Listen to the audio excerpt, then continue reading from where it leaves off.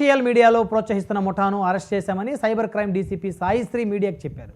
Telegram, ఇన్స్టాగ్రామ్లో betting యాప్లను promote చేస్తున్న నలుగురిని అరెస్ట్ చేసినట్లు చెప్పారు. బెట్టింగ్ను ప్రమోట్ చేసిన కారణంగా ఓ యువకుడు నష్టపోయి ఆత్మహత్య చేసుకున్నట్లు గుర్తించినట్లు డీసీపీ చెప్పారు. ఆర్బీఐ నిబంధనలు పాటించకుండా తాత్కాలిక యూపీఐ అకౌంట్లను ఏర్పాటు చేసుకుని లావాదేవీలు నడిపిస్తున్నారు. 2019 నుండి బెట్టింగ్ యాప్స్ను ప్రమోట్ చేస్తూ ఒక్కొక్కరు 50 లక్షలు సంపాదించినట్లు సైబర్ క్రైమ్ నిర్ధారించింది. ఈ బెట్టింగుల్లో తెలుగు ప్రజలు ఎక్కువగా టార్గెట్ అవుతున్నట్లు డీసీపీ సాయిశ్రీ చెప్పారు. సో ఈరోజు A4, A5, A6 and A7 వీళ్ళని ఇచ్చేసాము. సో వీళ్ళు చేసేది ఏంటంటే మనల్ని ఒక 10 days క్రితం 13th రోజున ఒక మియాపూర్ రెసిడెంట్ స్టూడెంట్ యాక్చువల్లీ.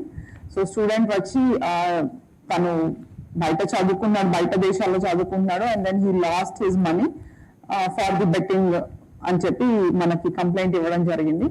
దాని మీద we have started our investigation. And ఆ ఇన్వెస్టిగేషన్ లో మనకు తెలిసింది ఏంటంటే ఈ నలుగురు మనకి ఇమీడియట్ గా ఐడెంటిఫై అయ్యారు. ఈ నలుగురు బెట్టింగ్ టెలిగ్రామ్ వీటిలలో ఛానల్స్లలో బెట్టింగ్ ని ప్రోత్సహిస్తూ ప్రమోట్ చేస్తూ వీళ్ళు ప్రమోటర్స్ లాగా రోల్ తీసుకుంటున్నారు. అంటే ఒక్కొక్క దాంట్లో మీరు చూస్తే ఇంచుమించు 10,000 పైన ఫాలోవర్స్ ఉంటారు వీళ్ళకి. సో ఈ రోజు సైబరాబాద్ కమిషనరేట్